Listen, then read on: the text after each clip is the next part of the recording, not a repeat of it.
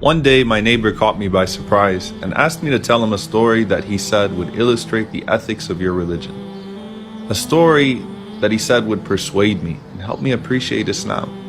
The question completely startled me, but I quickly realized the famous story about an imam in London. Several years ago, an imam moved to London. He used to take the same bus every single day with the same driver to a stop near his mosque. One day as he was riding, he paid the bus fare and sat down, realizing that the driver had mistakenly given him an additional 40 pence. When the imam sat down, he considered keeping the extra change since it was an insignificant amount anyway. But as he was deboarding, he felt guilty and handed the 40 pence back to the driver and said, "Sir, I think you gave me too much change." The driver smiled and said, "Aren't you the new imam in this area? You know, lately I've actually been thinking about stopping by your mosque and learning about Islam. But before I did that, I wanted to see what you would do if I gave you extra change." As the imam stepped off of the bus, he was so shaken by the incident that he grabbed the pole, looked up to the sky, and cried out, "Oh Allah, I almost sold Islam for 40 pence. My neighbor said, "Let's face it though, if it was a significant amount of money, the imam would have kept it." I insisted that this was the inherent nature of the Muslim and he would have given it back even if it was 40,000 pounds. But he shook his head in disapproval, indicating he wasn't impressed. I didn't think that my neighbor thought much of the imam story. I thought he'd probably forgotten about it by the next day. Little did I know that just as the bus driver tested the imam, my neighbor wanted to test me by leaving a bag of a ton of money in the parking garage. I had no clue he was watching. I must admit, it was a whole lot of money, but I really didn't think twice about it. I acted in accordance with what my conscience and religion commanded me to do, knowing that if the Prophet Muhammad, peace be upon him, was in my shoes, he would have done the same.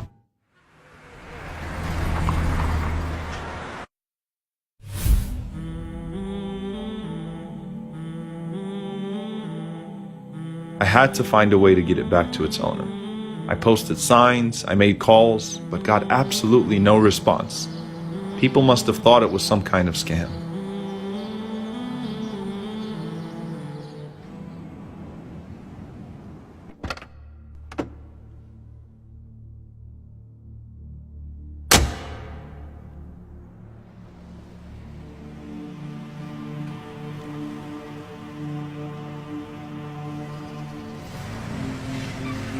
My neighbor says to me, "Muslims can't be tempted, huh? I knew you'd give in and spend the money."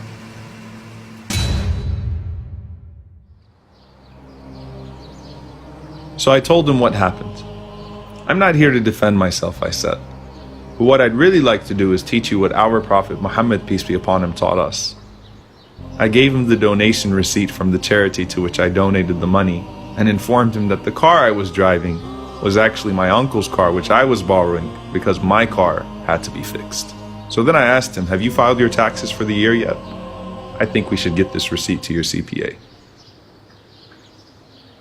Imagine having a nasty neighbor that verbally abuses you in every conceivable way. But despite all of that abuse, when he travels or has to find someone to watch his precious valuables, he trusts no one more than you because he knows your integrity. That was our Prophet Muhammad, peace be upon him. As we walked back home that day, my neighbor thanked me for the time we spent together, telling me I completely changed his perception of Islam and its Prophet. I then shared with him that it was our Prophet who said, "Honor the trust of those who give it to you, and do not betray the one who betrays you." What caught my attention is that my neighbor was willing to test me with such a huge amount of money, just to test my decency as a Muslim. إِنَّا عَرَضْنَا الْأَمَانَةَ عَلَى السَّمَاوَاتِ وَالْأَرْضِ وَالْجِبَالِ فأبين أن يحملنها وأشفقن منها وحملها الإنسان إنه كان ظلوما جهولا. I hope that the Prophet Muhammad, peace be upon him, would have been proud of how I responded. Rasulullah, we testify that you have fulfilled your trust and conveyed to us the message. We only pray that we can continue to convey on your behalf without betraying your trust.